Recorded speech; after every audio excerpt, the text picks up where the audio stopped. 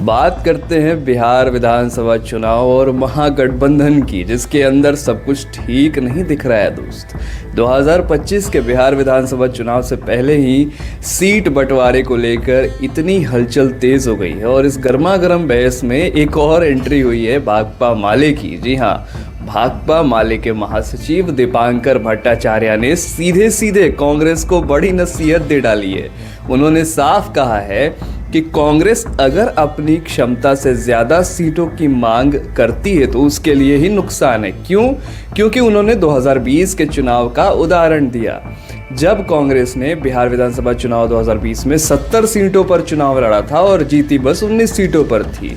वहीं 2015 में कांग्रेस का स्ट्राइक रेट बढ़िया रहा था।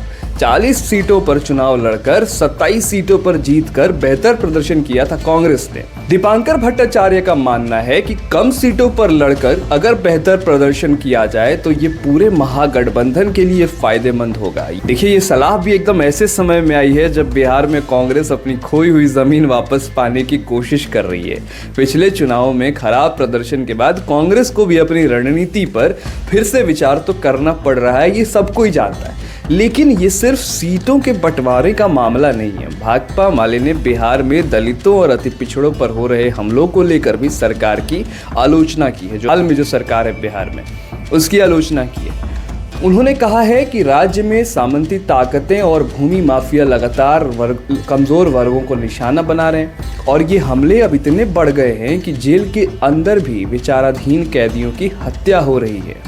भाकपा माले के विधायकों और विधान पार्षदों ने कुछ खास घटनाओं का जिक्र किया, जैसे नवादा में संतोष मांझी की हत्या, सीतामढ़ी में एक गरीब की जमीन पर कब्जा और जमुई के जेल में डब्लू चौधरी की हत्या। माले ने इस पूरे मामले में न्याय की मांग की है और चेतावनी दी है कि आने वाले समय में जनता इस सरकार को सबक सिखाएगी। तो कुल मिलाकर बिहार की सियासत में फिलहाल काफ़ी उबाल है। एक तरफ महागठबंधन में सीटों को लेकर खींचतान चल रही है तो दूसरी तरफ कानून व्यवस्था को लेकर सवाल उठ रहे हैं। ये देखना दिलचस्प होगा कि कांग्रेस माले की सलाह पर क्या प्रतिक्रिया देती है और महागठबंधन इस चुनौती से कैसे निपटता है। फिलहाल के लिए इतना ही। बने रहिए विचार लाइव के साथ।